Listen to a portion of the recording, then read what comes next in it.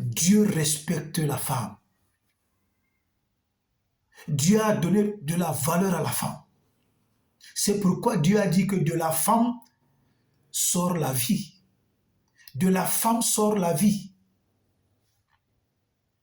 Ah oui. C'est pourquoi quand vous lisez l'Ancien Testament, quand un homme prenait une femme comme épouse, il a déjà utilisé la femme. Quand il la répudie, la femme là va ailleurs. Elle n'a plus la même valeur. Et quand là elle est partie, la personne là la répudie encore. Elle est traitée comme une malédiction. Comme une malédiction. Mais aujourd'hui, le monde dans lequel nous vivons, la femme, l'homme, certaines personnes, pas tous, ont banalisé le sexe. Ont banalisé le sexe.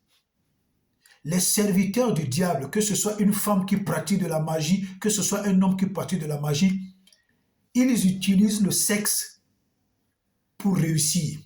Ils utilisent le sexe pour tuer des destinées. Ils utilisent le sexe pour tuer des étoiles. Ils utilisent le sexe pour dépouiller des vies. Ils utilisent le sexe pour détruire des vies. Pour détruire des vies. Faites attention, la Bible dit que le diable est parfait en beauté. C'est pourquoi vous allez voir tous ceux qui ont de l'argent. On les voit toujours beaux, on les voit toujours belles. Pourquoi? Parce que ça a une attirance. Ça a une attirance. L'argent a une attirance. Et les âmes faibles tombent facilement dans ce piège de l'argent. Et c'est ainsi que les hommes tuent les femmes tuent les hommes. C'est le mois.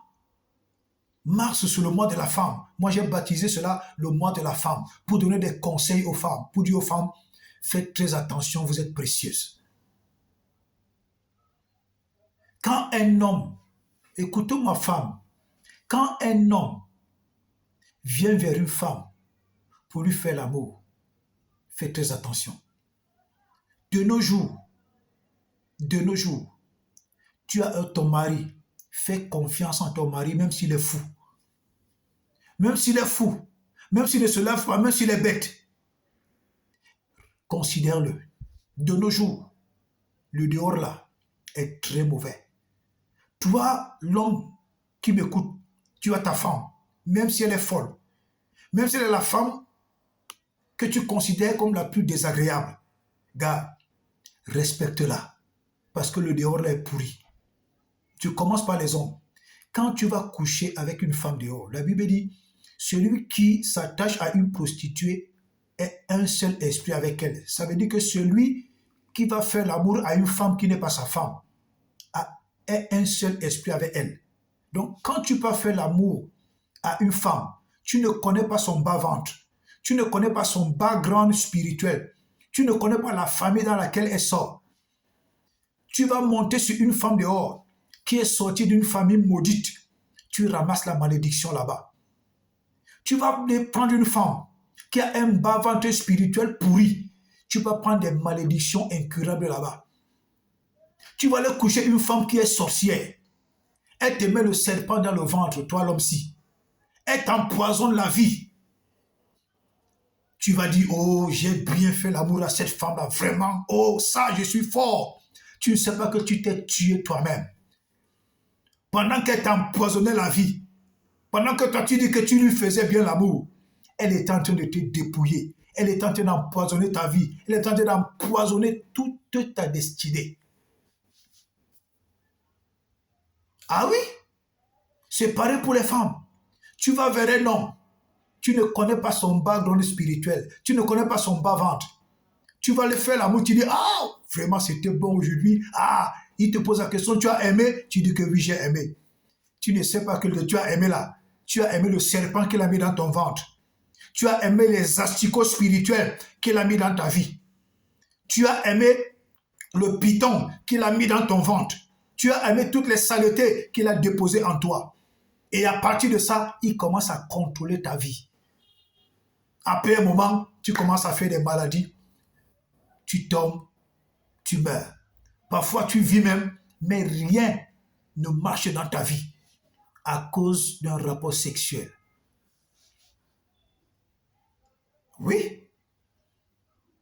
Vous jouez avec cette affaire qu'on appelle rapport sexuel. Vous n'imaginez pas le degré des conséquences qui se retrouvent dans cette affaire. Je vous parle en tant que pasteur. Je sais ce que je suis en train de vous dire. Des femmes qui se retrouvent avec des serpents dans le ventre, avec une vie totalement, spirituellement pourrie. Mais tu la vois, elle brille. Tu la vois, c'est-à-dire elle a un éclat extraordinaire. Tu dis que la femme, si elle est jolie. Mais spirituellement, elle est pourrie. Spirituellement, c'est une poubelle. Spirituellement, c'est un WC. Spirituellement, tu la vois, tu ne peux pas la prendre. Pourquoi? Parce qu'elle a eu le malheur de rencontrer un homme sur son chemin qui a pourri sa vie. Ne blaguez pas avec cette histoire de rapport sexuel, mesdames. Ne blaguez pas avec cette affaire de rapport sexuel, messieurs. Contentez-vous de votre femme. Femme, contente-toi de ton mari. Contentez-vous de cela. Alléluia. Contentez-vous de cela. La Bible dit que femme, donne au mari ce que tu lui dois. Homme, donne à la femme ce que tu lui dois. Débrouillez-vous là-bas. Débrouillez-vous. Ça donne, ça ne donne pas. Débrouillez-vous là-bas. Mieux, vous restez en santé en vous débrouillant avec ça que de sortir, aller ramasser le diable. Je vous dis la vérité. Vous ne pouvez pas imaginer, comme je disais dans le direct d'avant-hier, ce que la cruauté est capable de faire. La cruauté ne connaît pas la pitié. La cruauté ne connaît pas le sentiment. La cruauté n'est pas sensible. La cruauté est cruelle. Et tu ne peux pas imaginer de quel côté la cruauté va